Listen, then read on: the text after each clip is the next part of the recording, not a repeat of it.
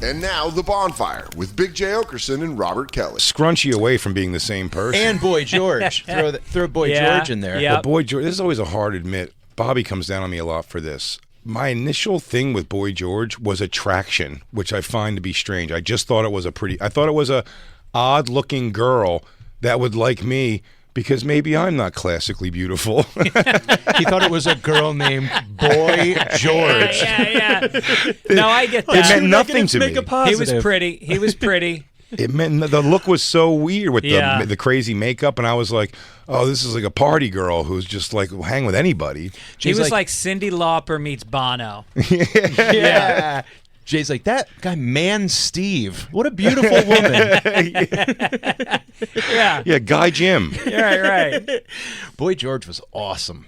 Yeah. For that time, the Culture Club time. Yeah. By the time I got to the crying game and he was just a balding guy, the same thing. Not in life. I don't like my life gays flamboyant, but my entertainment gays, I like them really flamboyant. Yeah, if you're going to do it. When Elton John came out at the end there and he was just slamming those little sausages on the thing and looking like he wanted to get out of there, it was over. Him dressed like a fucking ostrich and playing with his heel is the coolest thing ever. Right. Well, don't forget our parents loved Liberace, and they had no idea Paul Lynde and Liberace were flaming homosexuals. They just thought they're different. They're fun. Yeah. There was like Ellen and Bernie. Someone I saw recently, like a magazine cover that was like how they really just didn't know, and it was like Liberace gives us 5 things to make a desirable woman or something like that. It's like they didn't know. And not only that, the Liberace story was so great because not just gay, he was gay for himself. So he just got a boy toy and made him get the face surgery, made him get plastic surgery until he looked like Liberace. Is that the gayest you could be? Gay for yourself? Auto gay? Is that literally like the Mount Olympus of gay? I think all gay couples start to look like each other.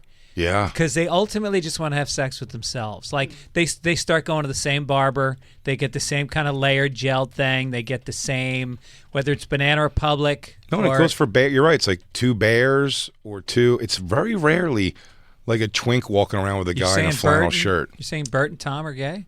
I'm saying that Bert and Tom are gay if for we're taking themselves. any duo that could be gay that's not out there gay, it could be Tom and Bert. Yeah. And something tells me Bert's a unaggressive bottom.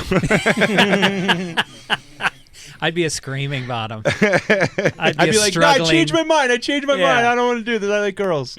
Does that hurt them or help them if they come out as gay? Who? Wait. Bert and Tom. If they come out, does it? Oh, it hurts. Yeah. I think it hurts. Yeah. I don't think a bunch of gay people now go all of a sudden like, oh, now I like him because he's gay. Do you know what I mean? Yeah. But no, I don't think so. Who could being gay save? A lot of people. Epstein. What do we find out? Harvey Weinstein had to do all those chicks, but he was really just closing up his mind to his gay. He was just trying to prove he wasn't gay to his brother. Hey. It is funny always saying he's gay. That's the final grappling hook. You're like, no, wait, I'm gay. I was gay the whole time. That's why you had kids in your basement. Well, I like the posthumous gay thing is the funniest, to just lay it on somebody hard afterwards. That was Aaron Hernandez. Remember, I was like, this guy's a vicious psychopath who had CTE and didn't care about anybody. And he goes, no, actually, he was just fucking a guy and didn't want people to know. Oh, God. His dad was like, no, he's a sociopath. Yeah. No. He was a stone-blooded killer. This had nothing to do with fucking his... And then the guy in that documentary, wasn't the guy from high school, was like, yeah, we used to kiss a bunch. Yeah, he called red lights kissing moments when we were kids. Yeah, that was crazy. Yeah, they tried to soften up Hitler a little bit with the gay thing. He's an artist. He paints. He's gay. Oh, all right. Oh, you know what's disturbing is that Hitler, we looked this up recently, fantastic artist. No. They've brought up some of his work. Very, very good artist. No really? kidding. Absolutely, yeah. Oh, is that it? Yeah. No. Unless like these are all lies. No. But I mean, like, that's That's not possible. He's a really good artist. Hitler How could painting such beauty come out of Wow! such a Look at that stroke work right. Oh wow! He goes, you put in a happy little tree and exterminate them all. And then you come back here and you can make it a sunset if you want or a moonset. It doesn't matter. This looks like a beautiful castle, but notice the windows don't open. And there is steam. It's one big oven. This is a river for the perfect race to swim in. Oh man, it is funny just to think of the guy who I've never seen doing anything other than like scream yelling at an Stomping audience. his foot. At some point was just doing like the thumb up to the thing, like no, cadmium yellow and all the Bob Ross colors. Yeah. Cadmium yellow. Wow, that is gorgeous to the right there. No, the guy. By the way, landscapes, portraits. The guy I know. The guy was a triple threat. Now we know that. Yeah. He really was. Wait, what's the third? Let's see, painter, Holocaustist, Public and, speaking? public speaking, Oratorium? and say what you will, the guy threw down his speech. Captivating man. He has Joe Rogan delivery. Speaking of delivery, did you see Obama make a dick joke about Trump yesterday in the Yeah, DNC? he did something like that. I didn't see No. what the joke was. Yeah, find that. It was funny. Find dude. Obama's dick It joke. killed. I went to the doctor today. Oh. And the doctor came in, it's my ENT, and I went to go see her. Older Indian lady. She's a sweetheart. Knows that I'm a comic, and she comes in the room. She goes, "You've been getting into all the DNC, RNC stuff," and one of the things when she says it, you're like, "I have no idea where this lady falls at all, and I don't give a shit either direction." You know what I mean? Yeah. And she just goes, she goes, "All the speeches last night were just so wonderful," and then I just do exactly what I say on stage. I just go. Yeah. I mean, we know Obama, man. The guy knows how to lay it down. And she was like, "Oh, Michelle Obama." I go, "She should have run for president." Right? And then I overstepped because she goes, "No, she doesn't really have experience to do something." I go, "Yeah, you probably don't have somebody in there who knows." But I mean, look at Trump. He didn't have any. But yeah. Anyway, could you just jam that camera up my nose and make me do this? Make me wink uncontrollably? You go, but you know what I'm talking about. You know what I mean. Like, Yeah. They have to. Yeah. I talked to someone who I would have been 100% convinced was a Trump-hating far left, and it turned out they were quite the opposite. Yeah. And I love this person, but I don't love their politics. So I was just like, Yeah. it's all bullshit. I hate all of them. We're all going to die anyway. So, I love you. Yeah, I don't know if I go. I don't know if I buy the J thing. I don't care one way or the other. I You really- gotta care at this point. I one way care, or but the I other. just also am running out of people No, in but my life. but You my know what care- I lost a lot of them to that guy. My care is extremely selfish in that, like, what's going to make everybody not be up in arms all the time? Do you know what I'm saying? Right. And whatever the outcome to that is fine. If it was Biden jumping back in and getting 4 more years, I don't care. You know what I mean? Yeah. It really doesn't weigh on me. The most individual things weigh on me. I want to buy a house and I don't want to pay a ton of tax on that. Right. It's like, that's really the thing. But, Oh, no, women on- should be able to get abortions. Yeah. If I'm allowed to blow deep, thick, hot loads. Yeah. Right? Yes. Yeah. Of course. They should be encouraged to have abortions. 100%. Well, I think it should all go up for a vote. I think that you should, just like having somebody co-sign a mortgage for a house, someone should have to co-sign the baby for you to go forward with the pregnancy.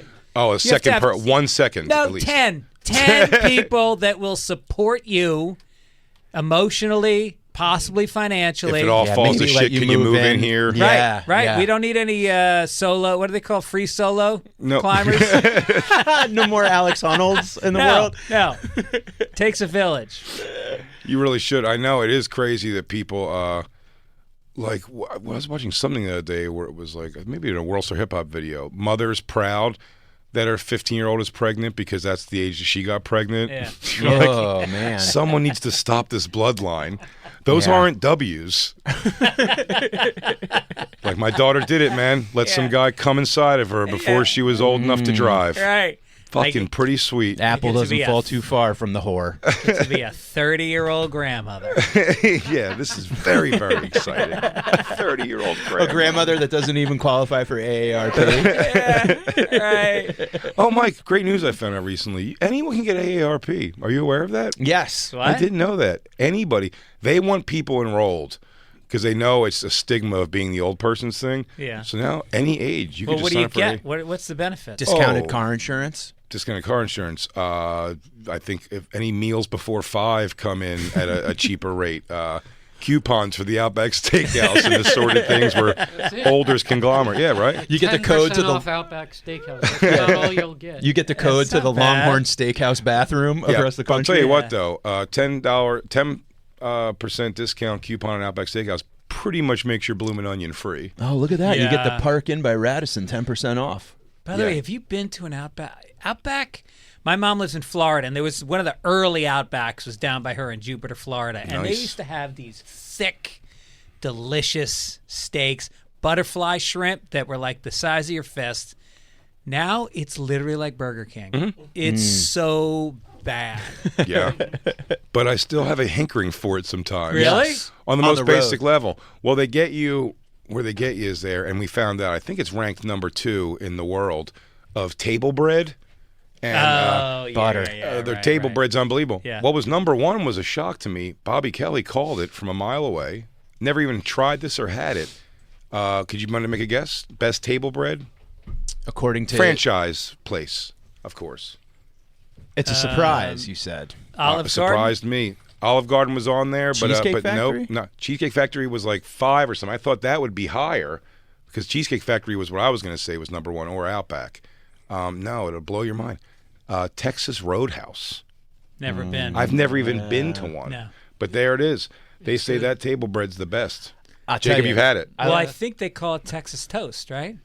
Is that what they call their thing? No, because it's like cinnamon butter. Oh, Outback Steakhouse's butter is out of this world. Yeah. It's so good. Yeah. Well, if you're a restaurant and you serve me frozen butter at this point, I'm ready to jump on Yelp like an old Karen. I can't, like, come on. why are they giving me an ice cold piece of butter that I can't cut or spread the without point of ripping this? the bread? Yeah, Takes rips nothing. the bread. Yeah. Exactly. Right. I've been told it's a simple process Put it in the to fucking whip the butter microwave. up. And No, often it's the best steakhouses that do that. They give you the butter with ice cubes on it in the dish.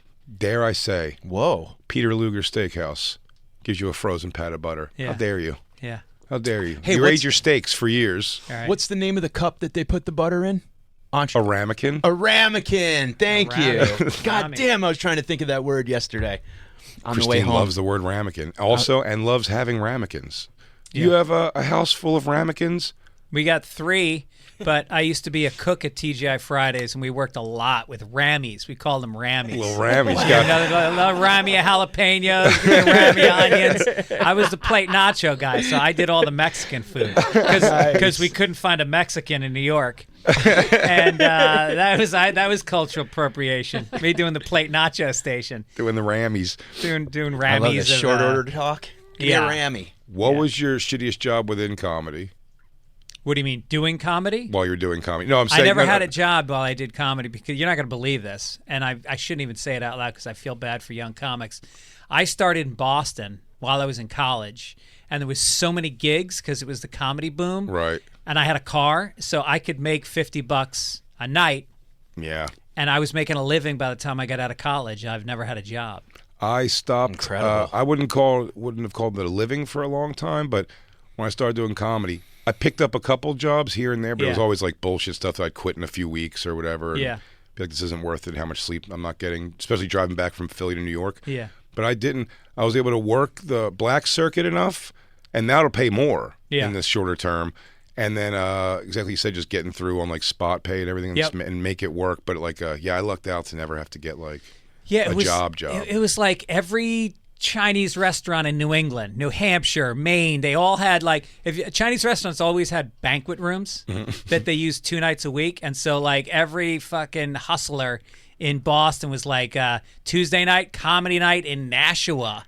Or Yeah. East Providence, and they would just put up a sign that said comedy, and it was so hot then that people just showed up, and they paid $15 a head. They get 200 people in the room, and then they'd pay us. I got 200 to headline, 100 to feature, 50 to open. So they were paying out $350 and making 10 killing, yeah. grand in cash at the door every night. There was these bookers that had like on any given week they had 15, 20 shows. Yeah, the Brad Axelrods and the Dick Dohertys. Dick and Doherty. Yeah, Why'd dude. you start in Boston? Connecticut. I started in Connecticut. Dick Doherty so. was the guy I was thinking of, actually. Yeah. Yeah. Philly had those guys. It was like Paul, what the fuck was his name?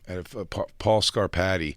And all his gigs were like, hey, you doing the old Spaghetti Warehouse gig or whatever? It was all these places. Well, you guys did a lot of firehouses too, right? Or is that a more recent thing? That's Jersey. No, I didn't do too much Firehouse stuff. No, when I started this, it was a black circuit. So these shows that were equally bad in the sense of like how bad it could go as like an empty show, but like wild situation. The black ski trip shows were the most intense things I've ever done as far as like, it's just set up to go bad. Black people sign up for a ski trip weekend, and then they go, realizing none of them ski. No black people ski. They're just going to dominate this Holiday Inn, this little small Holiday Inn, and dominate it. They do. Yes. And then the main hall is just people dancing with like DJ, and I mean dancing. It's all black people, so hump dances. People are on the ground. Making out. Yeah. That weird Jamaican shit where they go to the top rope and elbow a fat chick. Yeah. It goes from purple suits to pajamas and slippers quick, dude. There's no middle ground. They get comfy. And then they would go, and we'd get there, and all the things that were happening at once was they're looking at me. I go, hey, we're here. We're the comedians. I'd bring another comic with me, a friend of mine, so some goofy white kid probably. And they'd look at the flyer, and they'd be looking at me and going like, I thought Will Sylvans and Talent were coming to be the comics. Because what the scam was ultimately, and I'm not naming Will and Talent, a zillion other comics did this. This was the play, was you get a young comic like me who is like $700 a show, you're doing 2 shows, and you have to go from Ithaca to Binghamton. That was was the route of this. And then you just drive home if you want afterwards or spend the night at the place. Couple hours away, you make $1,400 as a young comic. I mean, it was crazy. But you'd find out what they'd do is they'd get a budget for a name in the black circuit, like Talent or Rob Stapleton, any of these guys, and they'd say it's like a $5,000 budget, actually. And then they'd go, and these people wouldn't over complain. They're like they think they're sending a good comic, so like whatever. Right. But young enough to not know the thing, and they're probably not going to complain. If they do, they give them back a couple bucks or so. Either way, they're making out they've done nothing. They've just made 2 phone calls and stole money. That's beautiful. It was a beautiful What a situation. grift. But those shows, so they're going there. At one, they're going like, I thought my man from Def Jam was going to be here today. And you're like, nope, just us. Yeah. Just me and Warren Holstein. And Warren went on a couple of these with me. Me and Untalent.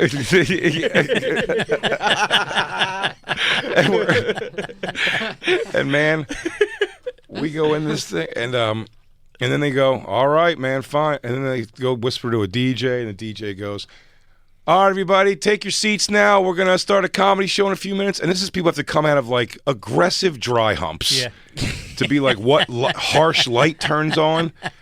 And then they just sit at like banquet tables on the same floor that you're going to be on. Yeah. With no spotlight of any kind and just going. And I mean, they were hell gigs, but I mean, like they paid so good. And the one time that I went there and I got there and it happened to be, it was just a white audience. It was like a white ski trip they did. And I went there, I was like, oh, this is going to be great. Now I'm going to go like kill with comedy. Maybe I'll get laid. This will be great. And I brought Kurt Metzger with me. And this other guy, Larry Bia. And when we start the show, these white people are the worst ski trip audience I've had of any. They're the most like and yelling out entitled. Like the other crowd was just kind of like not giving it up, and they would like, kind of turn. This from the get go, they were like, say something about my friend, blah blah blah, and you're like, all right, buddy, like chill out. And they're going, and at one point, and I'm getting way past. I don't have the skills at this point in comedy to be like, how could I humiliate this person who's doing this with words and really make them feel like shitty? I'm getting angry. And the guy goes, these 3 dudes stood up and they turned their backs on me. I always describe it like, remember the Kumite in Bloodsport when he killed the guy and the 3 judges stood up and turned their backs? And the guy was like, what? I've dishonored the Kumite? They turned their backs on me. And I think I made that joke that nobody got. It's the only time I've ever seen 3 men stand up and turn around synchronized. I'm like, oh, guys, like And also the to pick your kumite. kumite quick. Did I disrespect the kumite? And everyone's in the room like, what? And I was like, I thought that was a great reference. And one kid pulls his pants down and pulls his ass out, and I was like, I started making jokes. I'm like, hey, dude, put your ass away before I come butt fuck you for the street credit or something like that. And then he starts walking backwards towards me with his ass out. And he comes over, and while all his friends are laughing, dude, this took me back to being laughed at in a circle in school, which I don't even know if that ever happened. I'm just picturing being a boy in school and everyone's pointing and laughing at me, because he comes over and starts rubbing his ass cheeks like on my leg and my pants. And I'm just holding a microphone, and I'm like, and I just whispered in his ear, I go, dude, if you just put your hands on me, I'll be happy to beat the shit out of you. Like, no microphone on that. And he turns around, he was like, yeah. And he just like, he's so drunk, and he just like pushed me like that. Yeah. And I just hit him with everything I had in his chest. And he slid across like the tile floor of like a gymnasium or whatever the fuck it was, And then his friends were there, and his friends were still standing up, and they were looking over like, what the fuck? I look back, the 2 things I see is funny. Larry B, I don't see at all. Kurt is still sitting with the knee-to-knee cross leg. watching. Like mouth open. I was like, Kurt, hey, bud, I think this is it. We're in it now. You want to look over and you want to see him like rolling his knuckles in broken glass and shit. And the getting guys, ready. yeah. Kurt's like slapping himself with a whip over his shoulder. I've been waiting for this. Bud Got Light chalk. bottles Where did he on get his white chalk? Kurt's slapping LeBron. himself a little bit. And, Place at the his friend stood table. up, and I was like, and his friend just went, it was just so funny. Like, they just had the back down line first. He was like, dude, if you do that again, dude, that's fucking, we'll kick your ass. And I was just like, again? Yeah. Like, it's like, oh, like the guy, he's done. Like, that part of it's over. So they just kind of went. And then, by the way, we still mingled. Like, we still, after the show, we still mingled that night. Yeah. Because you're still at a crawl. You're like, Yeah. it doesn't even look like. Talk about a time when you didn't have. I did. If I bombed, I wouldn't hang around and hope that there was someone to talk to or something. But like for sure, if I did like okay, Yeah. if you still like hang around and be like, maybe someone thought it was awesome. Yeah. No, the worst was the Cellar used to do these comedy. Were you around for the comedy cruises? Oh yeah. Dude, they were brutal. You'd go out on like the Circle Line, basically, kind of boat. And you just cruise around and you just stand up, and it was a lot of like Staten Islanders and just drunks. Well, don't forget, Esty also, she treated it like she wanted to be like Stravinsky. Oh, like, I know. Like, so you don't even know. You're outside like playing. 2 hours in, you're probably like, I guess I'm not going on, Yeah. whatever. And then she'd be like, you're next. And you're Yeah. like, what? Oh, no way. Yeah, Really? right. It would just be like that. There was no lineup. Yeah. It was No just like lineup. she's going to come and go and get you at some point and say, you're on now. Well, it is like for Esty terrible. is that's an interesting metaphor that she's Stravinsky, because she's very concerned with who goes where, and she would always say, like, I haven't been a New York comic in a long time, but it used to be, and Darrell Hammond went on, and he lit a goat on fire, and I tell he could not follow it. Greer Barnes went on. He got the entire audience stoned, and Greg Rogel could not follow it. Could not follow She was it. always saying who couldn't follow That's it. hilarious, dude. That is so funny. There is. It is funny though, those like suburban like steak and a giggle rooms where just like everyone's so entitled, like you're talking about, like just that suburban energy. Well, to get caught, Of like I think pick on this guy or I like think on the Boston- cul-de-sac Yeah. guy. I think Boston had a lot of that, and Philly did too, because it's fun to go back and just think of names you started with, but that could become so comfortable that you're like, well, I didn't really want to do more than that. And if you even have like a side gig, if you have a side gig where you just like own a construction company and don't have to do construction and do comedy, like make a nice life for yourself and be a thing in Boston. I mean, yeah, people were yeah. doing it. So I said that's why those guys, there's legend names from Boston. The one most that comes up to me is always Steve Sweeney. Yeah. And like you wouldn't even know his name at all if it wasn't for like like not a young comedian special, but one of those Aspen something. He did one of like the No, I think he Comics did on Come the Home. It's Comics Come Home. Comics is what it Come was. Home, and also the Farrelly brothers have put him in a few movies. A few, that's what I was going to Yeah, say. yeah. So he's been in a bunch of their movies. The Farrelly brothers from up there, but he's just a guy who's like, Well, and, even like- and I don't. Did he ever try and just go, it's not for me, New York? Or I think he just for a minute. And Don Gavin's the same way. Like I Gavin, consider Don Gavin to be maybe top 5 comics I've ever seen in my life. And Tony Just- V, is that another one? Tony V is amazing. Just did Kenny one- Rogerson's really Just great. did Aruba with Jim Colleton. He was there. Do you know that No. guy from Boston? I think he may be a generation younger than you guys. No, these But guys he was were talking older about than me. those guys Yeah, as they're- like the Mount they're Olympus. still great. And and then there's these guys like talking about having a side job. There was a guy named Paul. He had 2 names. One was he was a district attorney, and the other one was a comedian. Like nobody was going to figure out I was the same guy. Like he was Clark Kent. He had his comedy And, glasses. like, Well, no, you every- see, the comedian me has a curl in the front.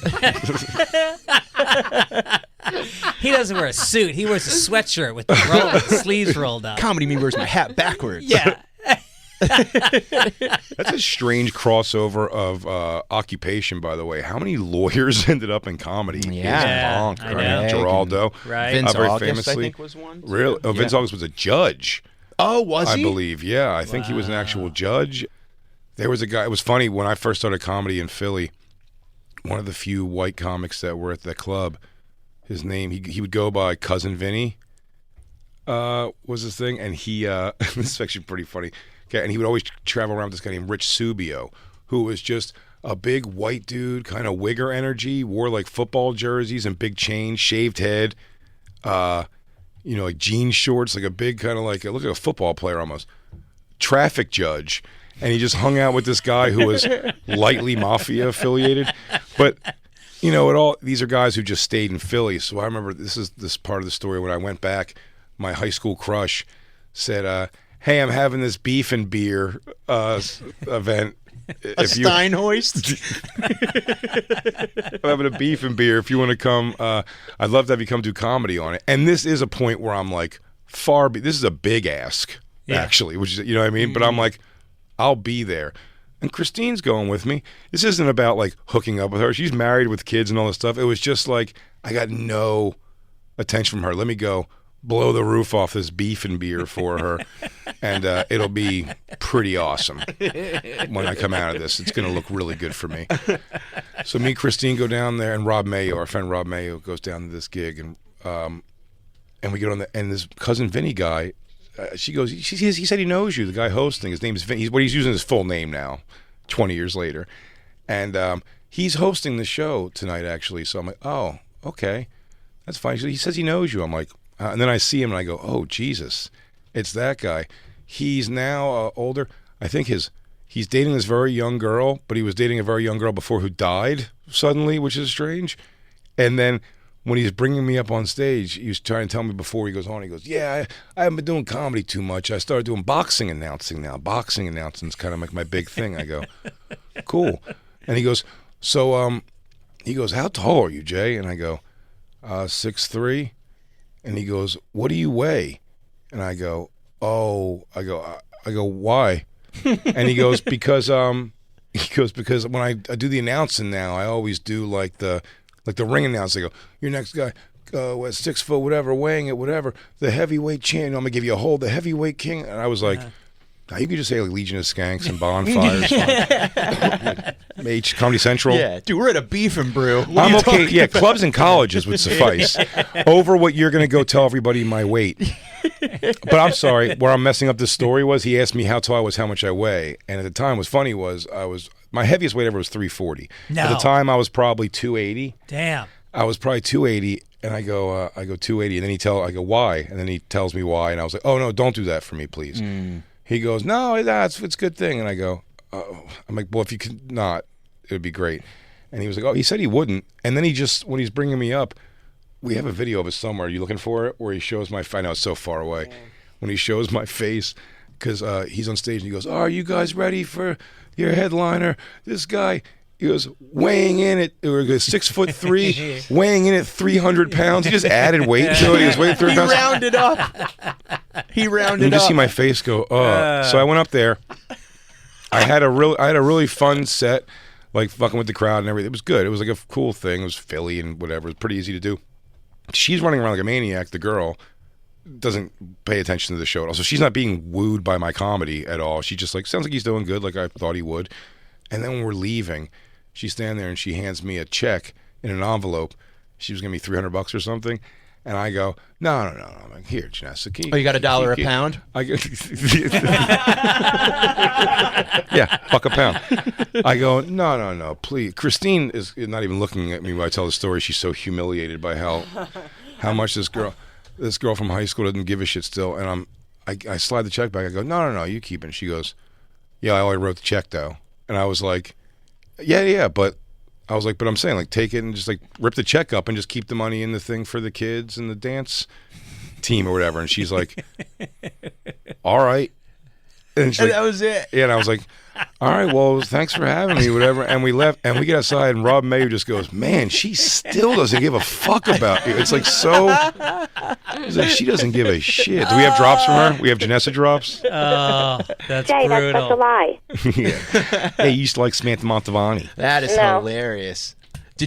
Were stag parties a thing in Massachusetts? Because that was a Yeah. Connecticut thing where it was Yeah, like, there was a stag party I went to out in Worcester one time, and I drive out, and it was like a bar that had windows out onto the parking lot. So I'm in the parking lot, and I look in, and I can see them, and it's fucking madness. And there's a strip, like if you have a stripper.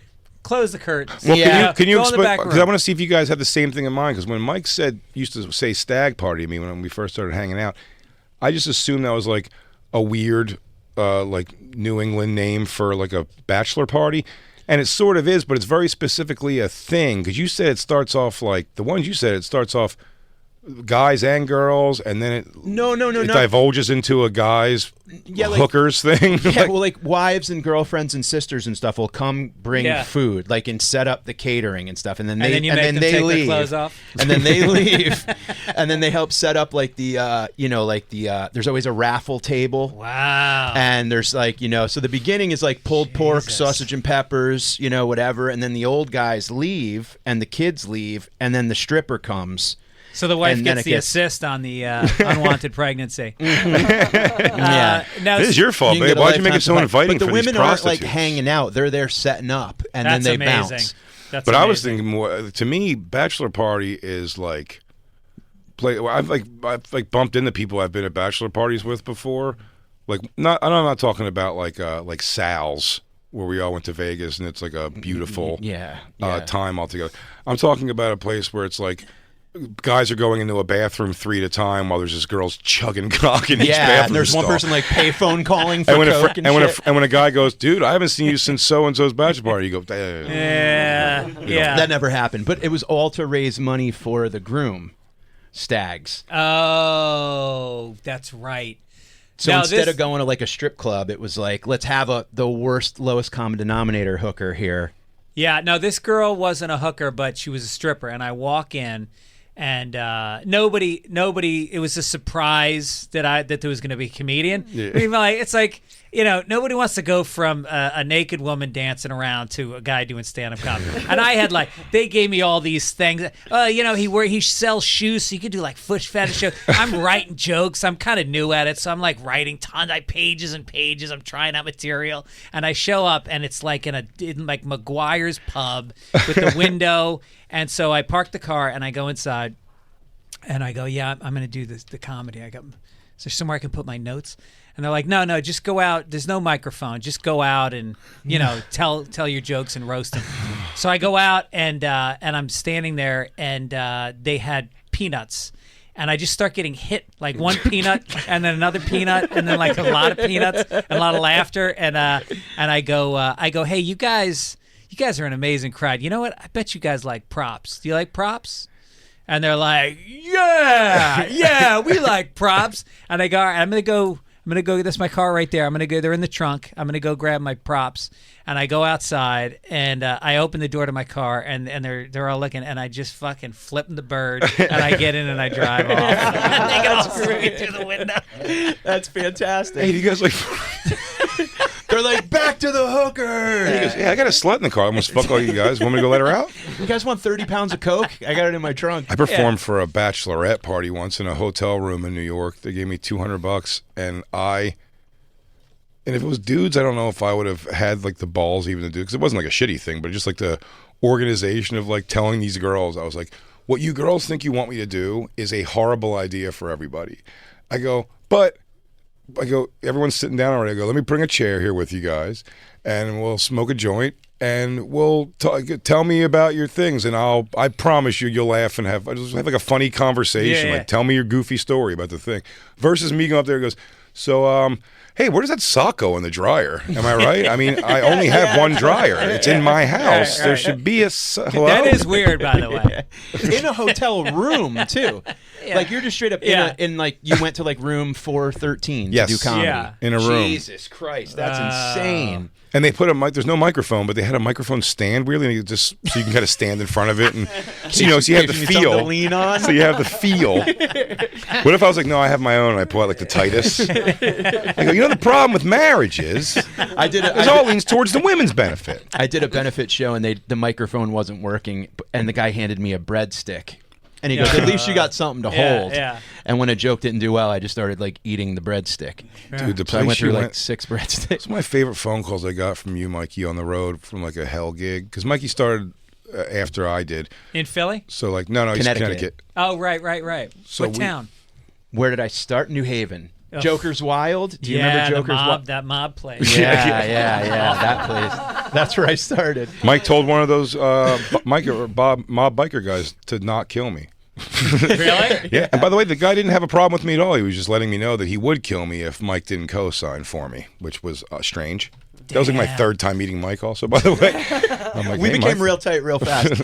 But with the road, I called you on the road. Oh, well, because I said, so I'm like here, I'm like reliving a lot of like the nightmare stories through Mike going through them at the current time when he was telling me with these. This is some years back, but where is the place when the guy was like, at the end, you were like, well, they're like, kitchen's done when the show's were over, and you're like, I'm still hungry. Yeah. He goes, oh, I did the shows, I want to eat, and then they go, they gave him like a Ziploc bag of pulled pork. So there's a place. It was a suburb of St. Louis. I get picked up at the airport, and the guy who picks me up goes, "The owner said you're going to bring me out to lunch and talk to me about comedy." And I'm like, "I don't know what. I got a meeting." And he's like, "Oh, New York comic, too big for us road guys." And I'm like, "I don't. Sure, let's go to lunch." He like guilted me into it. And like we could have some bullshit conversation. We go to the club. It's an old strip club. Mirrors everywhere still. It still has the whole motif of like a strip club. The owner gets up on stage in between the feature. Oh, this is the things on the table, In right? between the feature and me. And goes, everybody, if you notice on your tables are those wands of light, like at a circus, Yeah. you buy like the waves of thing.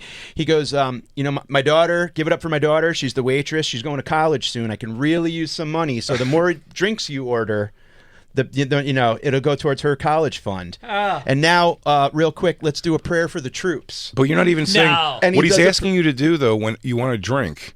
Instead of like looking for the It's thing, wave kind of a fucking- is take a thing of light switches and go like this, and then until you get their attention, which is definitely going to get your attention. Definitely get mine, yeah. And then he goes, now real quick. Table let's- 15 wants a drink, please, God.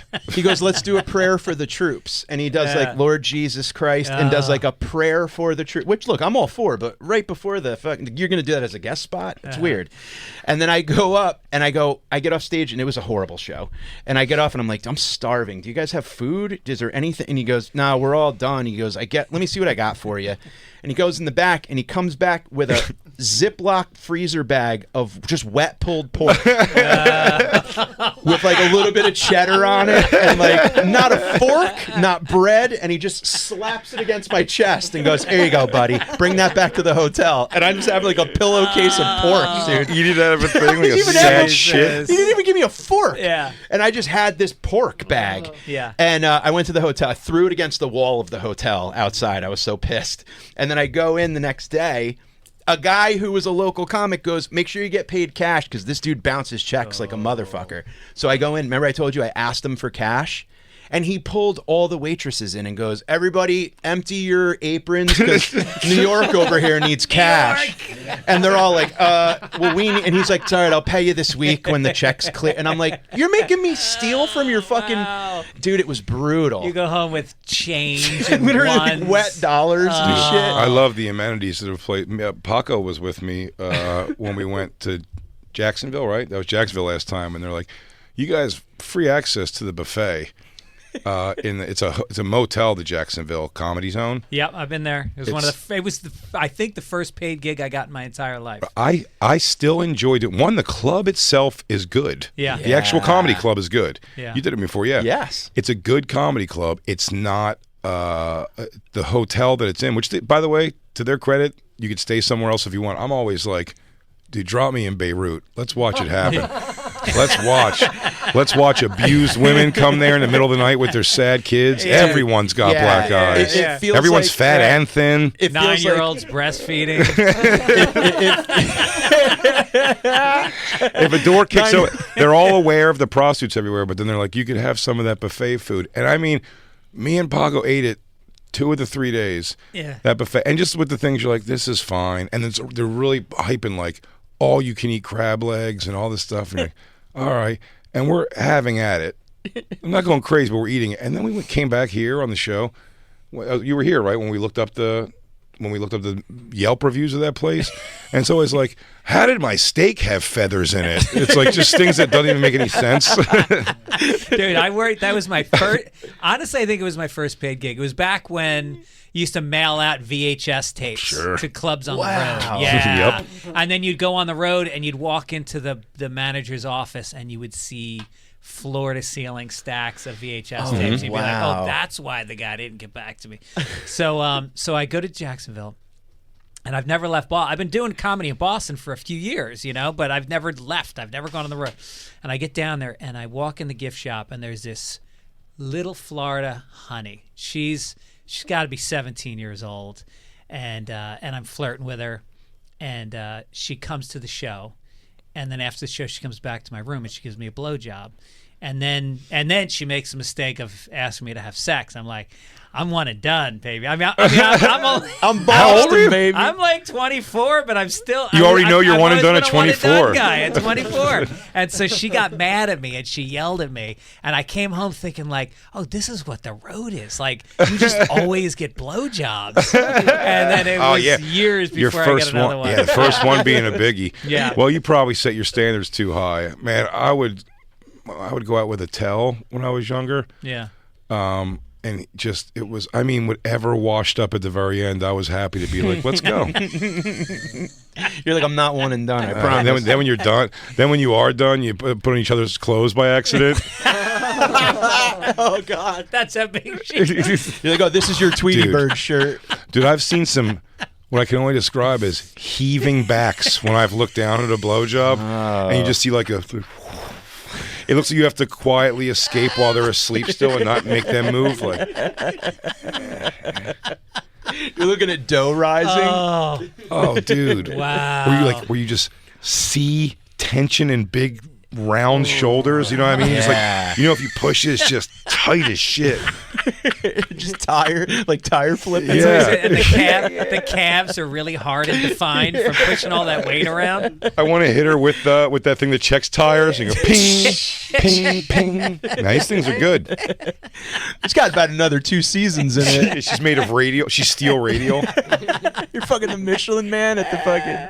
I've learned though in life. I did learn eventually never to, as I would never want somebody to push me out of my comfort zone of like, don't give me the like, no, take your tank top off. I think your body's great. And you're like, yeah, but you're wrong. Mm-hmm. So I'm going to leave it on. I've learned to never pressure something like that. I goes, I don't care. It doesn't matter. And just to take it off, he goes, oh, you're burned across your entire back. It would have been better if I didn't know that. You're like, keep your Patagonia fleece on, please. She goes, no, I don't like taking my shirt off. There's something terrible. You go, I'm sure it's fine, and you're overreacting. Oh, a complete tuft of hair between your tits? Ah! A third shoulder. I was wrong, and now I can't get it out of my head. So putting the stuff back on is not going to help. Well, is that the fire alarm? By the way, not to go back too much, but the real moral of that story is if you're going to have, first of all, you don't need a comedian at every possible event. It doesn't need to happen. Yeah. Amen. And at a bachelor party like you went and did the thing at, you certainly don't need to. Hey, everybody want to get worked up with boners? And then sit and watch a guy shit on you for a little bit. Just like I was thinking that with your ski trip. Like these guys are heavy humping, and then they got to tuck their cocks into their belt and sit down. They, as promoters or people whoever put this together, would do a better thing if when we got there and goes, we're paying you guys because we planned the thing, but everyone's kind of dancing now and stuff, so just don't even worry about it. Versus going like, no, we're paying you. Stop having fun and do something you don't like now. So then you're like, oh, we're going to make this fun by ruining this guy's day. Yeah. Did you ever do one like a hotel show on the like off the highway? And I remember Wisecrackers in Allentown, and the Precious Evenings Swingers Convention was at the same hotel. Oh, I did a furry one down in Houston about 2 And they were years dressed. ago. They were in full furry outfits, and I walked in. I was like, "Look at this freak show!" And then every time I would see one, they look at me with their big rejected eyes, like their whole lives they've been rejected, and now they're accepted. And it was like, I've never felt joy. I've never felt inclusion. Like, they would hug you. They'd come up and go, "Do you want a hug?" And I go, "Fuck it, you're Tigger." Yeah, I'll take a hug. And so all weekend they just kept hugging me, and I started hanging out in the lobby just to be around their energy. It was amazing. Oh, that's and I was so like, great. maybe I need an outfit. I had that gig, the House of Comedy in Minneapolis. Did a thing years ago. That the one in the mall? Yeah. And they put you at this Ramada across the parking lot that was definitely haunted by native spirits. Oh, the Fort Hiawatha Inn? Yes. Yeah, it had the like totem pole in It the had middle? like a totem pole, and it was just very Indian themed and just one level, very shitty rooms, indoor pool in the middle of the whole thing. So the whole place smelled like old man balls. That's the only thing I relate that to. Because whenever I would be in an indoor pool at the Jewish community center when I was younger, it was just I just related to the smell of an old man's balls as he's drying them and letting it all wing around. Just a bleachy sack. Yeah. dude. Yes, Yeah. bleachy. That's Is the right word? Chlorine nuts. I used to go to the Friars Club as a kid. My father was in radio, like yourself, Jay. Yeah. And he was a member of the Friars Club. So when I was a little kid, he'd bring me to the Friars Club, and he'd bring me in the fucking steam room. I was like 9, and it was like Henny Youngman and Alan King, all these guys with their balls out. And I honestly was like, "What?" I go, "What the fuck is going on here? Why are you making me look at this?" And he's like, "It's a man's thing. This is what men do. They go to steam rooms together." And now I'm like, "No, they really don't." That was weird. He goes, that's one guy convinced everybody else that was the thing to do. Yeah, some Russian. That is so funny. No, it's good. That's like But this hotel, this Ramada, that smelled off, and it was. Well, I found out like when Dan Soder went one time to that gig, he goes, the Radisson Blu is open now, attached to the mall, and it's a much nicer hotel, and it's right.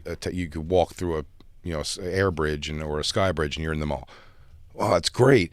Then when I get there, the guy picks me up, and they're driving me to the manager of the club, and they drop me up front of this Ramada, and I was like, oh, I thought they're doing Radisson Blu now.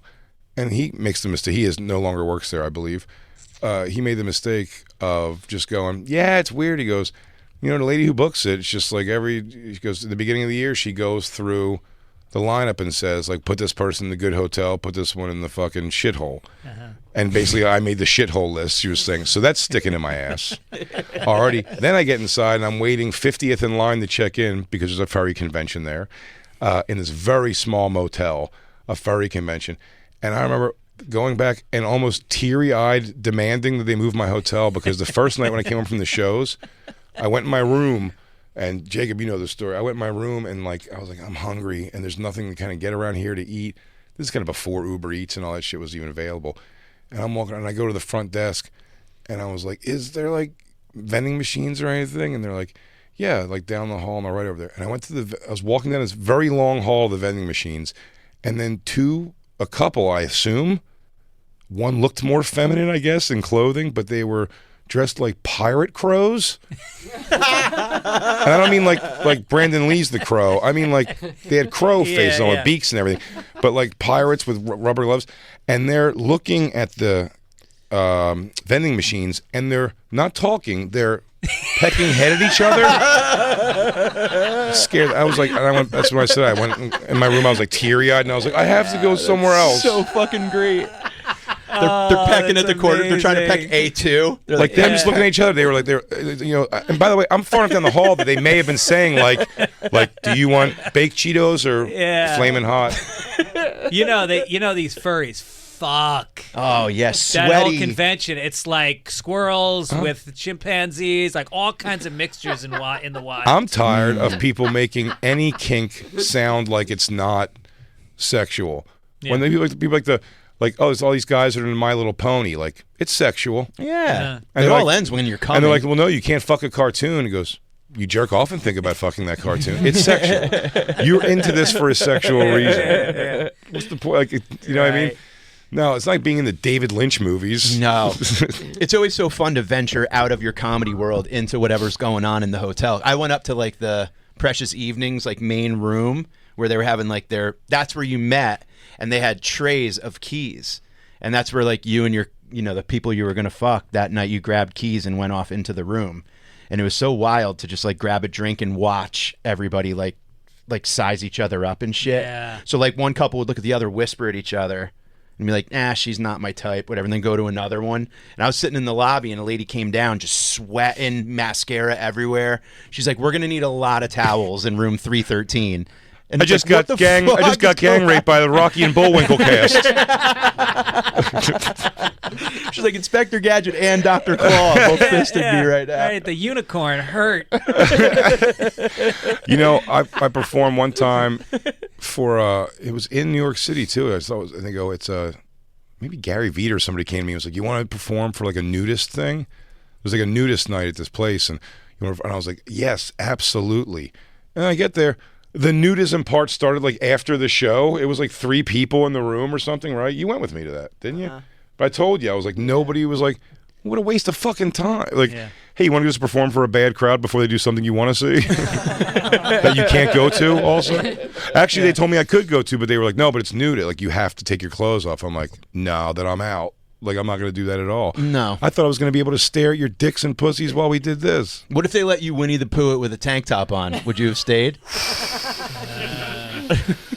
Just stood in a statue at Caesars in Vegas. You just have to stay still the If I'm whole just time. barefoot and in boxer briefs and a tank top. What are you, a superhero? I hosted the Porn Awards a couple times. Oh, yeah. Do you ever do that? No, I was. Our podcast that I did was nominated for an award, so we went 2 of them ago. Yeah. And I think I mentioned this to you the other day. That I'm excited to hear your stories. And is Dave coming in? He's coming in. So Dave, he's Dave hosted he's hosted it from before too. So that'll be a fun thing to get into. But when I went, Matt Rife hosted it. But there really wasn't much to hosting it, and also the crazy fun of whatever. And by the way, maybe because I'm not aggressive or put myself in the right positions. But from when Norton is the only person I've ever heard stories from. And he made it seem like when you go to this thing, dude, like bring condoms because you're going to have to say no to getting your dick sucked when you have to do something. Like it's so Oh, crazy. he did a train with Ron Jeremy. Yeah. Yeah. No, I know. But mine, by the time it was to mine, He did. by What the a time it was mine, strange they're train all. that is. Well, I think he was The the ugly caboose train, and- dude. Yeah, right. He goes, who was behind? Jesus. Like a Thomas the Skank engine. Yeah. Train came early. But I'm saying, but he was in a world. Toot toot. He was in a world where that was like this now, and I even asked. I even asked some of the people who I knew there, like the porn stars. I'm like, where are all like? Isn't it just supposed to be like orgies and hey, up in room 367, there are girls are blowing guys for whatever, and like. I was like, what happens? They go, oh, well, now because everyone's their own boss, like content-wise, that it's like they just come here and film. Everyone's here, so then they go, oh, it's generally like you have 360,000 followers and I have 500,000. Like we should do a. Yeah. They don't even call podcast or it. They don't even call it fucking. They call it Yeah, right. collabing. Like they're making Yeah. a song together. Yeah, right. Well, when I did it, there was none of that yet. When I did it, there was 7,000 people in the audience. It was at the Venetian, and I was hosting it with who's the one? She just died. Who's the porn star that just died? There was a couple recently. No, right? one Oh. was huge. She was like one of the Fuck. really The blonde big one? ones. Yeah. I know who you're talking about. I can't think Anyway, of her name. so I'm co-hosting with. First of all, Oh, Jesse Jane. no, not Jesse Jane. Is it Sophia? No, she's not No. blonde. So I So I must exude zero sexuality because nobody asked to suck my dick. Nobody wanted to have sex with me. And then my wife showed up and she was like, because I hosted one without her. And then the second time she was like, yeah, I think I'm coming to this one. And so we get invited to an orgy up in the penthouse. And it's like after the show, they're like, yeah, everybody's going to fuck. And I said to my wife, I go, do you want to go? And my wife's she's from New York City. And she's like, she's seen it all. She's like, yeah, I'll go. What the fuck? So we go up to the penthouse. And there's a lot of milling about. There's a lot of people waiting. A lot of middle school dance. It's like the first person to go in the middle of the dance floor and start dancing. Right. I know. It's always somebody put on the electric slide so we can start fucking. Yeah. My school dances, it was always like you waited for hip hop, and the black kids would come out and dance, and then the white kids would join in. It was never the white kids first. And so we go up there, and everybody's milling about, and we're waiting, and Ron Jeremy's there, and there's more and more people showed up that you go like, oh, I don't want to see this at all. And so then, like, this one couple took their clothes off and they're making out, and they were like, they were both trying to stage a comeback in their careers by doing this. And me and my wife were like, we out? Like, yeah, we're out. We just let's get the fuck out of took here. a slow elevator ride down. Ron Jeremy's like the Gallagher of orgies. There's like 3 of them running around. He's somehow he's at 2 orgies in different time zones. Yeah. We're hanging out with Greg Fitzsimmons on the show, everybody. I got a special Great coming job. out. Great Here new it is. special. It's called You Know Me, premiering next Tuesday, August 27th on his YouTube channel, youtube.com/@GregFitzsimmonsComedy. And again, he's going to be in Louisville Comedy Club in Kentucky, August 23rd and 24th. Comedy Works in Denver, the 29th through the 31st. After that, Austin, the Mothership, Temecula, California. For tickets and all tour dates, go to GregFitzsimmons.com.